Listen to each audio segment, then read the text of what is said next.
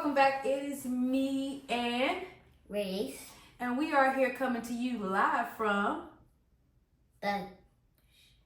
where are we? In Merida, Mexico. Merida, Mexico. And how long have we been here, Race? 3 weeks. 3 weeks.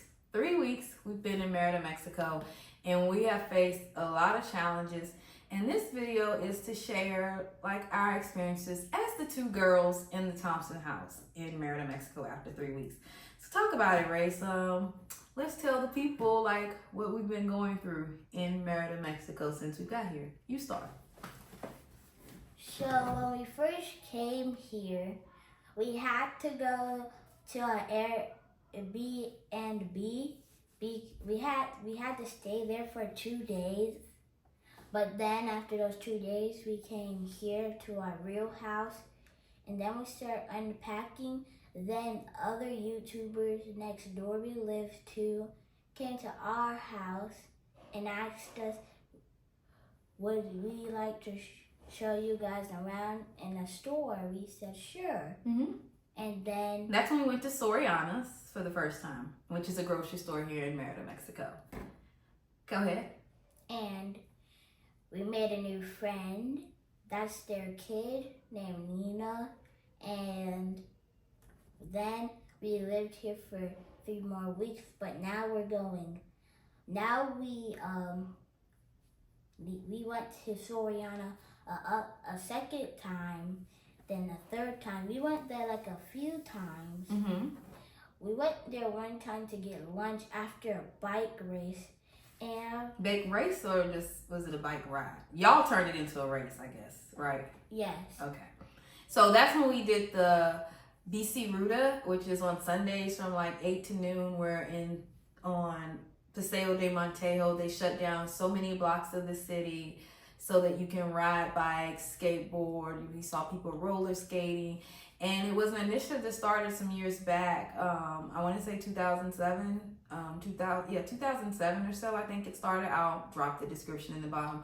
But it started then as an initiative to get people out into the community, making people more active, to kind of get away from cars and kind of to help save the earth, right? So you're not driving. So for a few hours, one of the busiest streets in Merida is shut completely down, which makes it possible for you to get up to those beautiful monuments and things that typically you can't get too close to because the cars are just like, pew, pew, pew, pew, pew, pew, pew, pew, pew, pew, pew, burp, burp, burp, burp, beep, beep, and you'll get hit.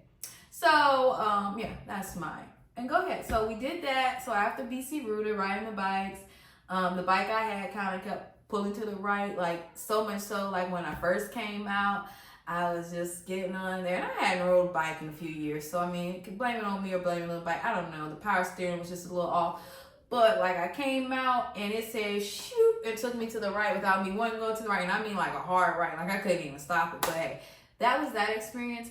We ended up having to rent 2 bikes because there was not one that would fit our family of 5 comfortably. But at the time, had I known that she was going to ride with Cam and Nina, we could have stuck with the bike we had originally got, which was for 5 seats. But the little seats on the back, this look a little small. So, if you got a rotund backside, sitting in those seats could look very uncomfortable. They kind of reminded me of the old school chairs you'd see in a classroom, but a Head Start or pre-K classroom on the back of the bikes.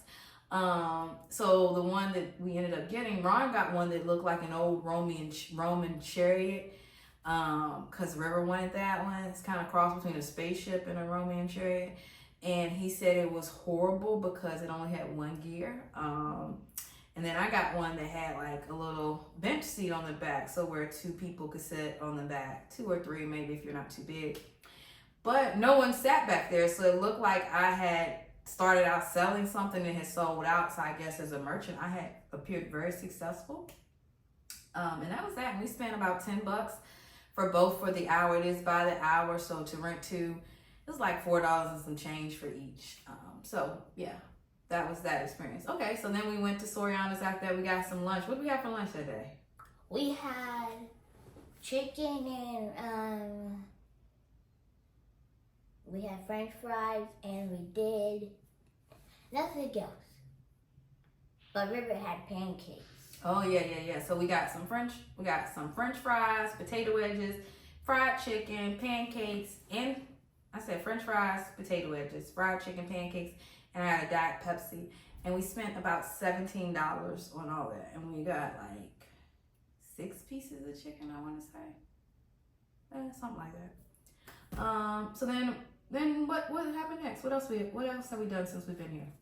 We went to this food place for dinner with Nina and Kim one night, and it's right next door. But Hey, don't give out too much information. We want people to know where we live exactly. This YouTube, okay?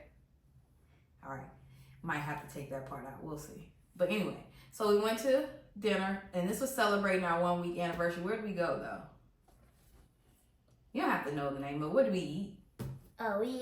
We had a platter of potato wedges, barbecue wings, and hot wings, normal fried chicken, but small. Tenders, chicken tenders. Chicken tenders and French fries and pizza and a water. But the parents got a drink, what's not water. Oh, yeah. We had some margaritas.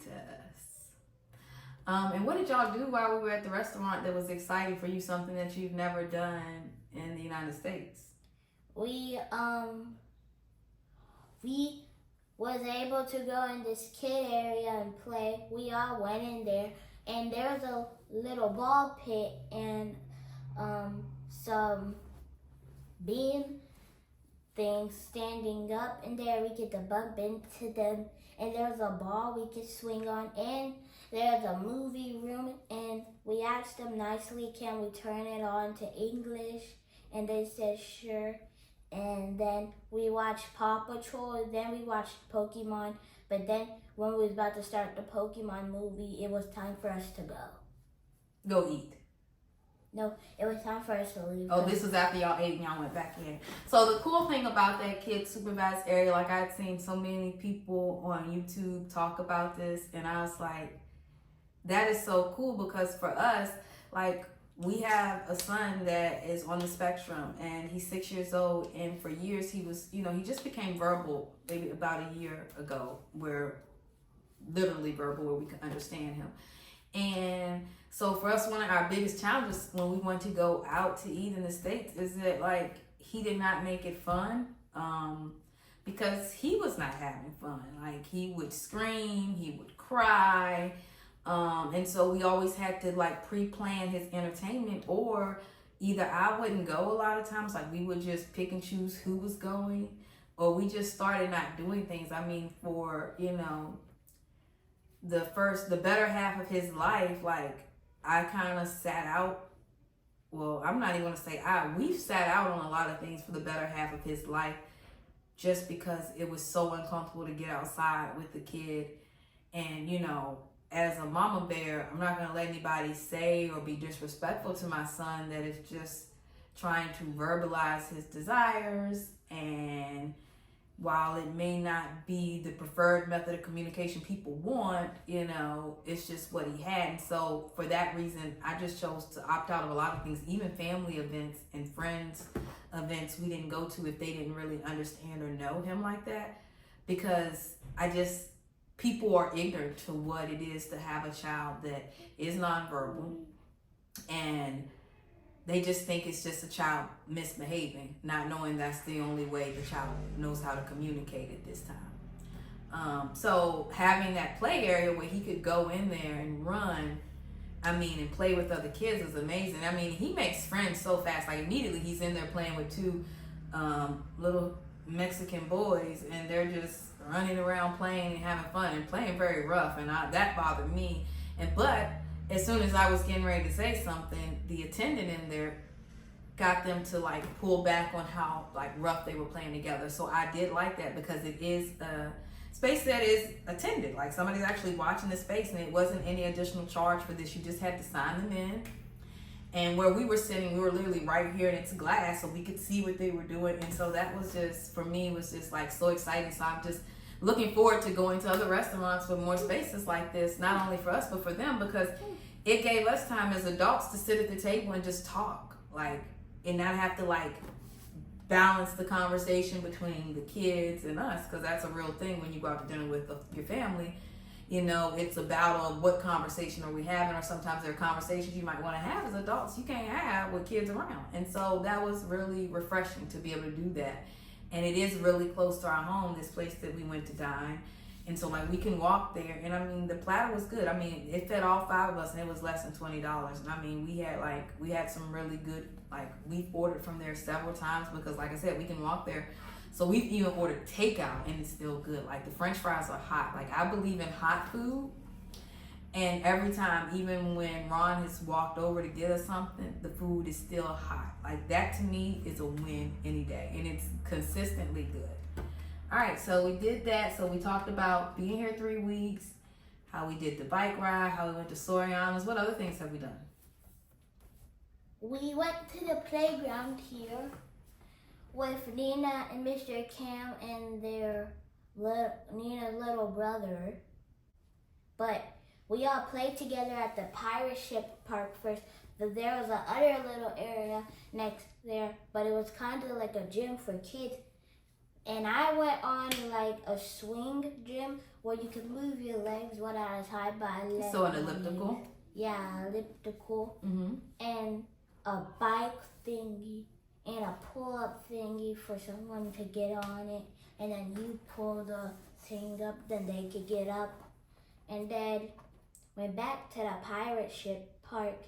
And we went back. Then we found these stick leaves. They was really big. So then we start acting like they was brooms, like those things were brooms, and we start sweeping up the leaves. That's pretty one out here. What is your favorite thing about being in Mexico so far? That we have a different store here. A lot of different stores. Yeah, a lot of different stores. Like we have a vegan spot where we went to, and vegan is what you said, a vegan spot. Bien confidente. And bien confidente, excuse me. And they have the chocolate cream and cookie ice cream tastes better than the one in the United States. I didn't have ice cream, but they had ice cream and they ate it. But I had the chilaquiles with both the rojo and the verde sauce, and they were good. I enjoyed them. But they had ice cream, and they even ate some of the chilaquiles. And Ron ate some of the chilaquiles, but he doesn't like avocado for whatever reason, even though it doesn't really have a taste. So he didn't eat much of it because of that. But this was our first night here at home, so this was within 72 hours of us being in Mexico. Now let's talk about the things that have happened since we've been here that have kind of been like challenges for us, like the power going out. Then when the power went out one night, then Cam, Nina, and Julian, and Rebecca, they came to our house when the lights came out and gave us a candle. We basically I think this was we had been here maybe 3 days in the house. It wasn't long. And the power went out. Like we had just finished cooking dinner, and all of a sudden, no power. So basically the lights went off. And they were off until about 2:30 a.m. So this happened at like about 7:30 p.m. and they were off to 2:30 a.m. The beautiful thing about it is November here in Merida, and so it was not extremely hot. We were able to open the windows up, and there was enough breeze blowing into our bedrooms where we could rest comfortably. It was just kind of like, wow, we're already experiencing this. However, this wasn't abnormal to us. We come from Houston, Texas, where a drizzle would knock our power and our internet out for hours, and it never made sense to me there.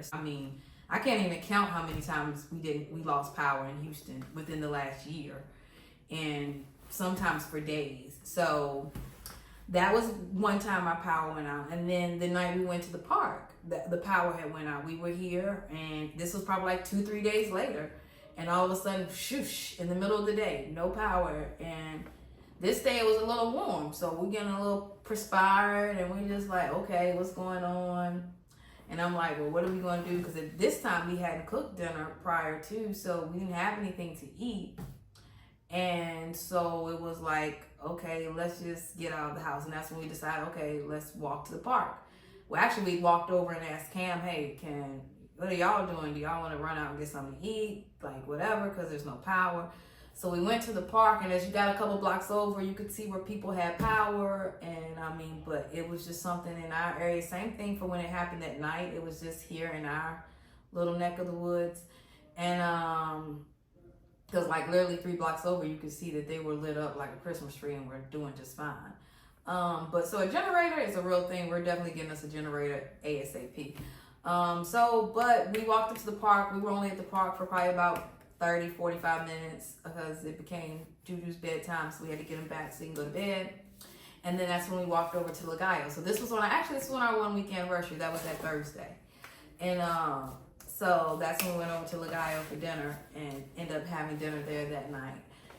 And but by the time, like when we were walking back down the street, the lights clicked back on. So the lights were out that day for probably about 4 or 5 hours. Then since we've been here, the lights have went out 3 times. So the first time was at 7:30 p.m. to 2:30 a.m.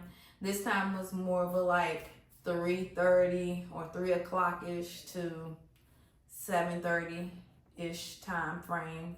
I'm just shooting a ballpark figure there. No rhyme or reason for why this happened. And then we had a brief like 1 hour, just like a few minute outage the other night. And this was in the middle of the night. I was just up and it cut off. And so make sure you have some stuff downloaded, keep your devices charged, have portable battery packs, things like that, especially if you depend on, if you have a child that's dependent on things like that, or even if you're dependent on things like that, just kind of have yourself set up. So that's just a tip. All right, so let's see. Other challenges we faced. We didn't have gas for 12 days. And we had cold water. Yeah, that was due to us not having gas because basically there's a gas shortage here in Merida right now. And so we moved in on the 2nd of November and we didn't get gas until 2 Mondays after we moved in. And even when we got the gas then, it took 2 days for me to be able to get a hot shower. And it's still a little spotty now, it's a hit or miss if I'm getting a hot shower, a lukewarm shower, or just getting a cool shower. But the trick we found to that is that because the pipes are up on the roof, if we wait and take a shower midday, probably like anytime between 3 and 6 p.m., we'll get a nice warm shower even without having hot water. But it was really nothing we could do about that part of it because there was a shortage. They came that Saturday, which would have been a week after we moved in. But they came and it was the wrong truck because the truck can't fit into our subdivision because under the gate. So we needed a truck that had a long hose that would be able to hook up to our tank, which is up high. It was a whole thing. So we're out there not being able to speak Spanish, having to use Google Translate, and only for them to say we're having someone else come. And it was a Saturday, which they stopped doing gas at 3 p.m. At this point, it's already 11:30 noon. So the likelihood, I'm just they probably ain't coming back today. But we even put a note out on the gate in Spanish with our phone number, please, please, please, please.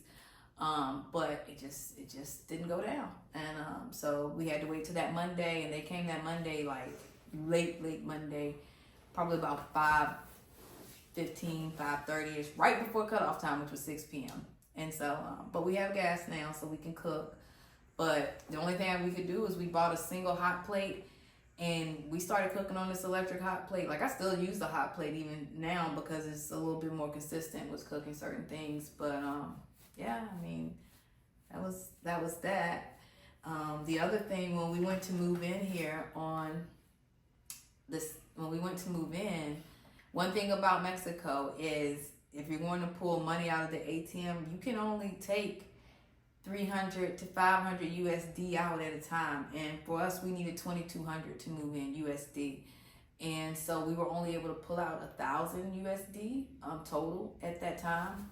Just not being knowledgeable of these things. So little things like this you need knowledge of, or it helps to just ask all those random little nuanced questions that'll save you like the little frustrations and headaches. So then we thought we were going to be able to Zelle, and our banks blocked it, and then they froze all of our accounts. So then we ended up being broke in Mexico for like about 4 days, and only had what we had in our pockets. And because a lot of our family and friends do not agree with our move and what we're doing, we for sure cannot ask them for help. There are only a few people that we can ask for help, that we would even ask for help, because other people have been so negative and nasty to us about our decision to leave the country. It's just, it is what it is. I mean, but we got through it. The other thing, you never think about this. I have never once in all of my time, in all the YouTube videos I've watched, I've never once seen anybody address the fact that your washing machine and your microwave will be in Espanol. I've never seen anybody address these things. And when I say, like, it was so funny to me, it wasn't a frustration. It was a haha, like, what are we thinking, dummy? You coming to Mexico, everything's gonna be in Spanish.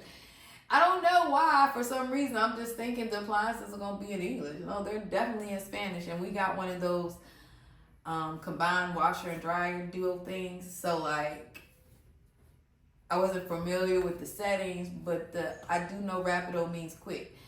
So, you know, but we had to Google Translate the washing machine. The microwave was pretty easy to figure out, but the washing machine was a whole nother thing, because, like, there were some cycles that we put it on and the thing be running for like 2-3 hours. I'm like, we not about to do that. No, we not. We not about to have a large bill behind running a washing machine. So that was the thing. So that was kind of a ha-ha funny. We didn't have drinking water when we first got here, but Cam gave us a 5-gallon jug, and then they provided us with the water man. So he comes out on Monday, so we just swap and buy water with him. So let's say, like, last week we bought 3 jugs. We swapped out 2, so in total we spent like $15. It's like 320 pesos. So I guess that's pretty fair. I mean, in the States, we were using the 5-gallon water jugs in Houston, and we would go to the refill station. So the refill station would be like $2. But when we bought the first jug was $15, and then a refill was like $8. So, I mean, still a savings, because then if I was doing 3 refills, it'd be $24 in Houston opposed to the $15. So $9 savings in that, but it's also being delivered. Now, there are refill stations here. The one that's within walking distance to our house that I looked at has bad reviews. It says the water tastes bad, so I haven't even messed with that, and that's only like $1 to go refill it there. There's an OXXO nearby that they say that OXXOs you can get refills from, so I'm going to check that out to see if that's the thing. If our OXXO has OXXO, I said OXXO, our OXXO has it, then we can do a refill there. Let's see other challenges that we faced. Like, we got here, we had T-Mobile cell phone service. Within the first day of being here, our T-Mobile, all of our data was eaten up because we were using it for navigation, hotspotting it because my phone wasn't working, different things like that. So we quickly ran out of, hey, what are you doing? Over there playing with your feet. We quickly ran out of data, so we immediately got Telcel service set up. We just went to a Telcel retail store within 24 hours of us being in Mexico, because this was when we were in the Airbnb. So we walked to the McDonald's off of Paseo de Montejo and thought we were going to be able to get the kids some lunch there, but it was still breakfast time because lunch doesn't flip until noon here. Even though they'll tell you 11, it does not flip until noon. Like, we asked and he said 11 and it was not till noon. So just FYI, it's noon. And so we end up catching an Uber to the Telcel, which is about just literally like 15 minutes down the street walking. About 15-20 minute walk down the street. But the kids were already saying they were tired and their legs hurt. So we took the Uber there, but then we still ended up walking back. So because all the Ubers were giving us a hard time or taking a long time to come. So that was that. So we went to Telcel and we paid $6 US to get a SIM card and to pay the activation fee and to get the first service live. Whatever service pack we got was trash because it was out within like 2-3 days.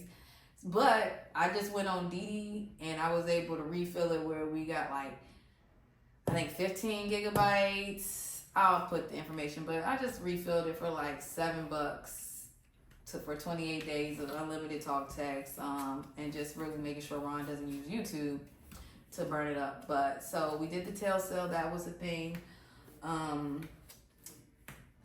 The Airbnb was cool. I mean, our Airbnb was small. We didn't do anything fancy. I mean, because the whole point is we knew we were moving to the house. We just needed somewhere to stay because we had 2 days to wait for the house to be ready.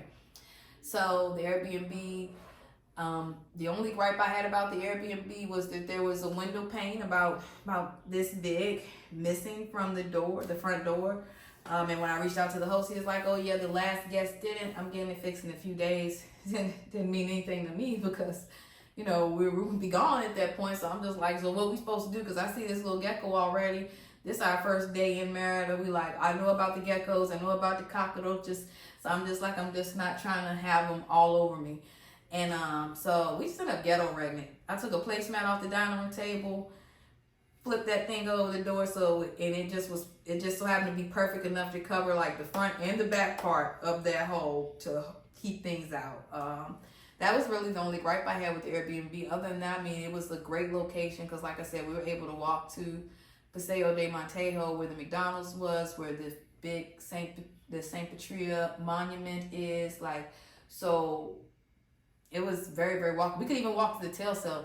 The tail cell literally was probably like 5 minutes from our Airbnb. We just didn't realize it until we were walking back, and there was a restaurant I had looked at, and I was like, that restaurant was only a 4-minute walk from our Airbnb, so this must be where our Airbnb is. And sure enough, when we got back to the house and I looked it up, that was the top of the street that was behind us and it was really right there where the tail cell was. So that was funny.